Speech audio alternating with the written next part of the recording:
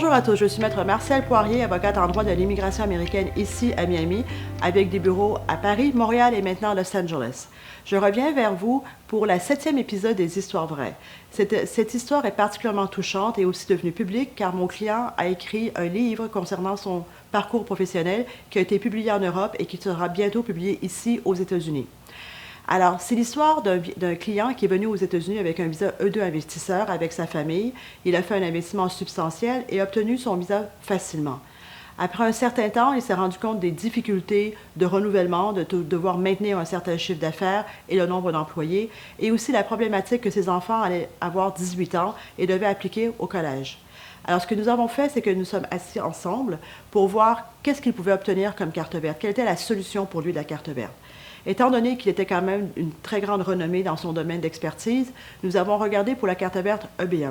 La carte verte EB1 est une carte verte basée sur les aptitudes extraordinaires des personnes dans leur domaine d'expertise professionnelle. Alors, ça peut être de l'art, ça peut être du business, ça peut être le sport. Il y a différentes catégories de cette carte verte. Alors, le chemin a été quand même difficile. Nous avons fait une première demande de carte verte, EB1, où il doit obtenir 3 catégories sur 10, et malheureusement, il n'a pas obtenu la première fois les 3 catégories. Il a eu un premier refus, où on lui avait accordé 2 catégories sur 3. Alors, vu qu'il était quelqu'un qui allait tenir mentalement, il a décidé de se battre avec moi et de dire « OK, qu'est-ce que nous pouvons faire pour obtenir la 3e catégorie? » Alors, nous avons retravaillé le dossier et nous avons représenté le dossier, qui était la classification de carte verte.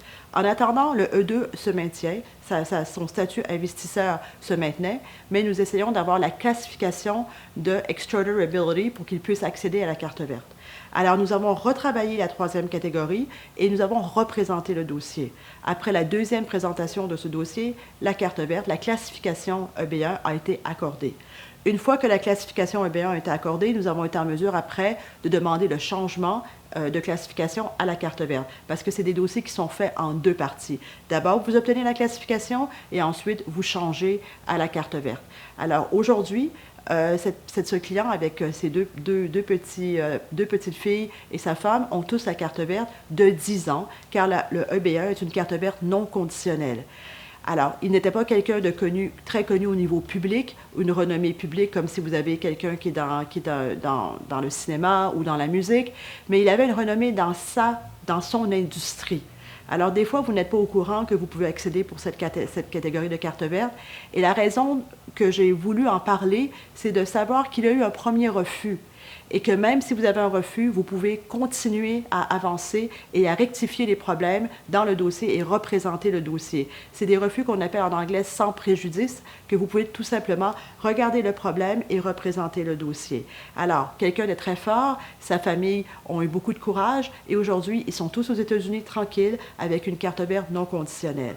Alors, pour tous ceux d'entre vous qui sont ici, je sais, durant une période très compliquée, durant cette période de COVID qui fait souffrir énormément de commerce, surtout pour tous ceux d'entre vous qui sont en E2 investisseurs, qui ne peuvent pas voyager à l'extérieur des États-Unis, sachez que vous devez regarder votre parcours, regardez ce que vous avez fait dans votre carrière et ce que vous avez fait aux États-Unis pour voir s'il y a une voie pour la carte verte, que ce soit le EB1, que ce soit basé sur l'emploi ou que ce soit basé sur l'investissement. Essayez de regarder, et même si vous pensez que c'est impossible, quand même, asseyez-vous avec moi ou votre avocat et essayez de voir qu'est-ce que vous pouvez faire. Des fois, il y a des refus, mais il faut avancer, il faut se battre, il faut continuer à avancer et ne pas vous décourager. Je pense que cette histoire vraie, c'est une histoire d'espoir pour tous ceux d'entre vous qui pensez qu'il n'y a pas de possibilité.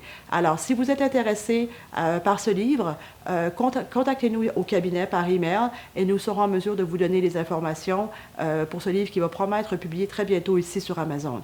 Merci à tous et durant cette période de fête, restez positifs et gardez espoir. Merci.